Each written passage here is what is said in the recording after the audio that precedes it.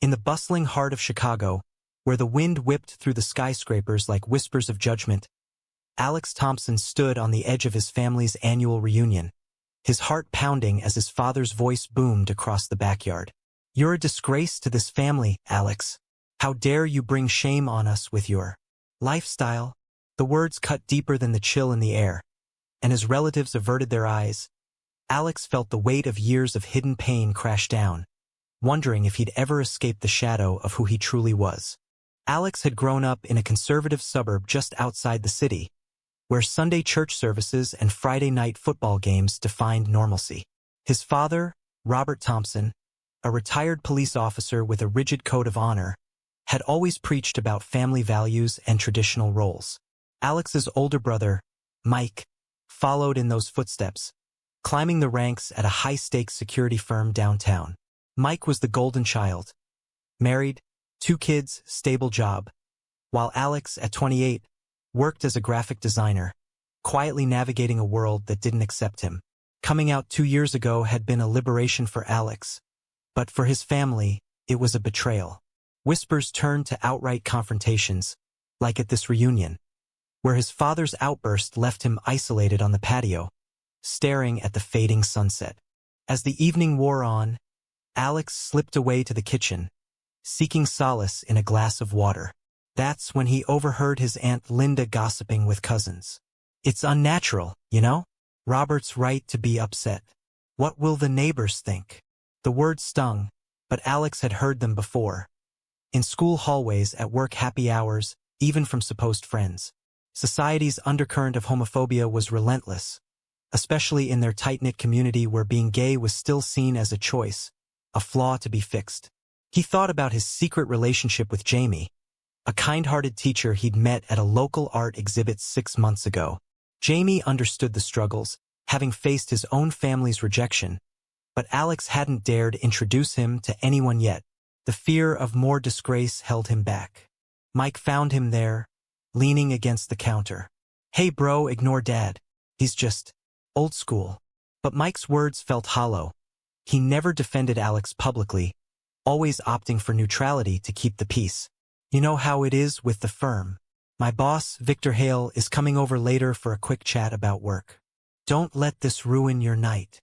Victor Hale was a name Alex knew well, CEO of Hale Security Solutions, a powerhouse in corporate protection, handling everything from celebrity bodyguards to high-profile event security. Mike revered him, often sharing stories of Victor's no-nonsense leadership. Alex nodded, forcing a smile, but inside, the evening's humiliation festered. The next day, Alex met Jamie at their favorite coffee shop in Wrigleyville, a vibrant neighborhood where acceptance felt more tangible. Jamie's warm smile eased some of the ache. "Tell me what happened," he said, squeezing Alex's hand under the table. As Alex recounted the reunion, tears welled up. "I feel like I'm fighting a losing battle. Why can't they see me for who I am?" Jamie listened, sharing his own stories of coming out in a small Midwestern town, where he'd lost friends but gained self-respect. Their bond grew from these shared vulnerabilities, a quiet romance built on empathy rather than grand gestures. But even here, Alex glanced around nervously, wary of judgmental stares. Back at work, Alex threw himself into a new project, designing promotional materials for a local LGBTQ+ charity event. It was fulfilling, a way to channel his pain into purpose. Yet, doubts crept in. Colleagues whispered about his agenda, and one even suggested he tone it down to avoid alienating clients. The societal conflicts were everywhere. Debates on TV about gay rights, protests in the streets, and online trolls amplifying hate. Alex wondered if true acceptance was possible in a country divided by politics and prejudice. That weekend, Mike invited Alex to a company barbecue at Victor's sprawling estate in the suburbs. Reluctant but curious, Alex agreed, hoping for a distraction.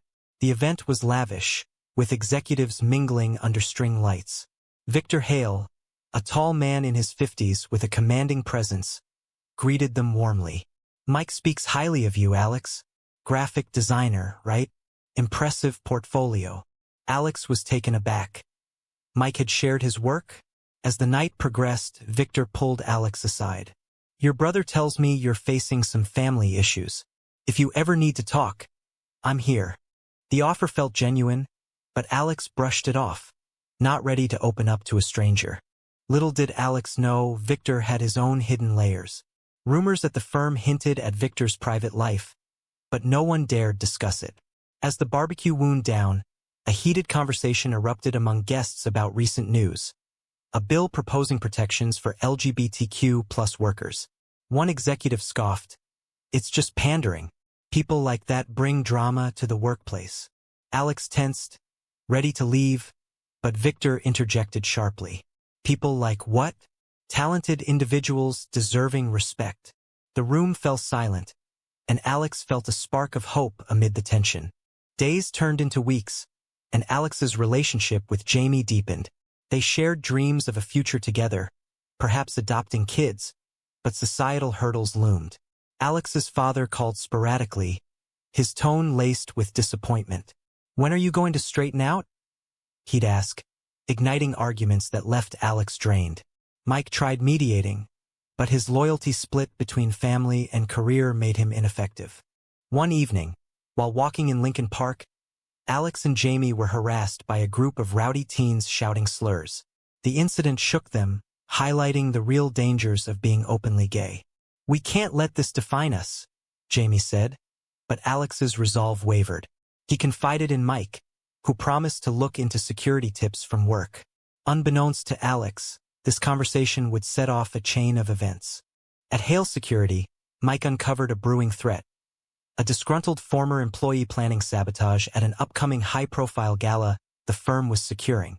The event, hosted by a major corporation, involved celebrities and politicians.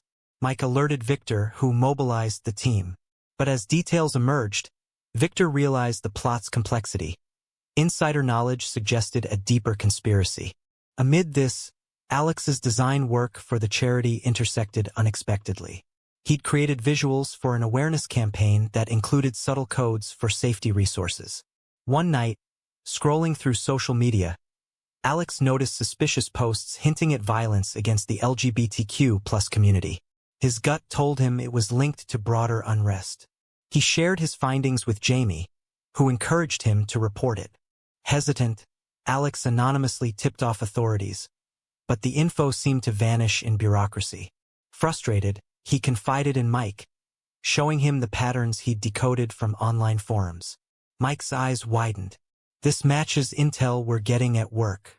The gala might be a target." Mike brought Alex's insights to Victor, who was impressed. "Your brother's got a keen eye. We could use that." Victor invited Alex to the office where they pored over data. Alex's graphic skills helped visualize connections, revealing the plot's full scope. A hate group aiming to disrupt the gala, which coincidentally supported LGBTQ+ causes. As preparations intensified, family tensions peaked. At a dinner, Robert exploded again. "Alex, your choices are tearing us apart." Mike defended weakly, but Victor, invited as a guest, observed quietly. The night ended in silence, but Victor pulled Alex aside later. "I've been where you are. My partner, David, and I faced the same bigotry. It gets better when you stand tall." Shocked, Alex learned Victor was gay, closeted for years to protect his business. Their shared experiences bonded them, and Victor became a mentor, offering advice on navigating prejudice.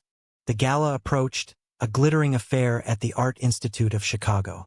Security was tight, but Alex volunteered to help with on-site designs, unknowingly placing himself in danger. As guests arrived, the plot unfolded. Intruders disguised as staff attempted to release a harmful substance into the ventilation. In the chaos, Alex spotted anomalies in the crowd, patterns from his earlier research. He alerted Mike and Victor via radio. "It's happening now." Racing through back corridors, Alex confronted one perpetrator, using his wits to delay him until security arrived. Gunfire echoed, but Alex's quick thinking prevented disaster, saving lives including Victor's, who was targeted as a traitor for his firm's inclusive policies. In the aftermath, as police swarmed, Victor addressed the press. Tonight, we owe our lives to Alex Thompson. He saw what others missed, despite the disgrace some label him with. The statement went viral, forcing Robert to confront his biases. At the hospital, where Alex recovered from minor injuries, Robert arrived, tears in eyes. "I was wrong, son. You're a hero." Alex and Jamie's relationship blossomed publicly, with Victor's support. Society's views shifted slightly, but debates raged. Was heroism enough to erase prejudice? Mike's promotion followed, but he credited Alex. Family reunions changed, with acceptance growing, though scars remained. Years later, Alex reflected on that night, his choices defining him more than his identity. Is it true that one act of courage can outweigh a lifetime of societal judgment?